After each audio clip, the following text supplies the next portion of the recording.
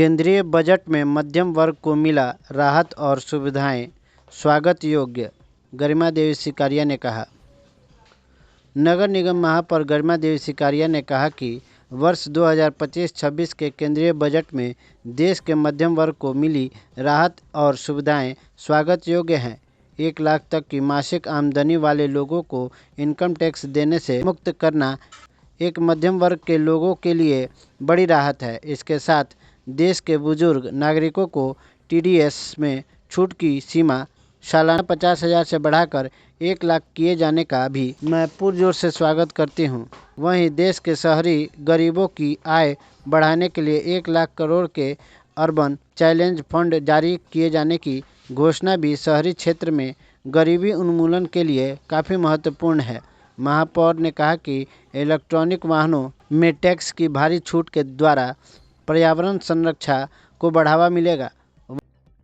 नमस्कार, मैं गरिमा देवी सिकारिया, महापौर नगर निगम बेतिया। केंद्रीय बजट में जो मध्यम वर्ग परिवार को मिली राहत है और सुविधाएं स्वागत योग्य है। 1 लाख तक की मासिक आय वालों को इनकम टैक्स से मुक्त करना एक मध्यम वर्ग के लिए बहुत बड़ी राहत है। वर्ष 2025-26 के केंद्रीय बजट में देश के मध्यम वर्ग को मिली राहत और सुविधाएं स्वागत योग्य है। 1 लाख तक की मासिक आमदनी वाले लोगों को इनकम टैक्स देने से मुक्त करना एक मध्यम वर्ग के लोगों के लिए बड़ी राहत है।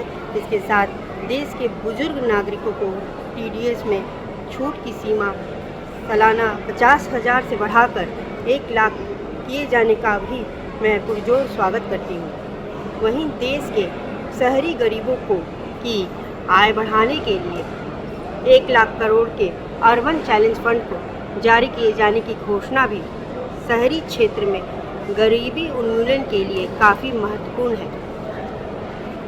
इससे प्रतीत होता है और साथ ही इलेक्ट्रॉनिक वाहनों में टैक्स की भारी छूट के द्वारा जो पर्यावरण को सुरक्षित करने को बढ़ावा दिया गया है वो बहुत सराहनीय है। वहीं हर घर में नल जल का पहुंचाने के लिए जो योजना का 2028 तक का अवधि विस्तार किया गया है उसका भी बहुत बहुत स्वागत है।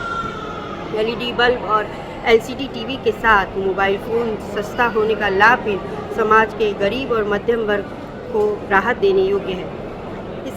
यह सभी योजनाएं साथ में और बिहार में औद्योगिकरण के लिए अन्य क्षेत्रों के लिए अनेक बड़ी और विशेष घोषणाओं का भी बहुत बहुत स्वागत है।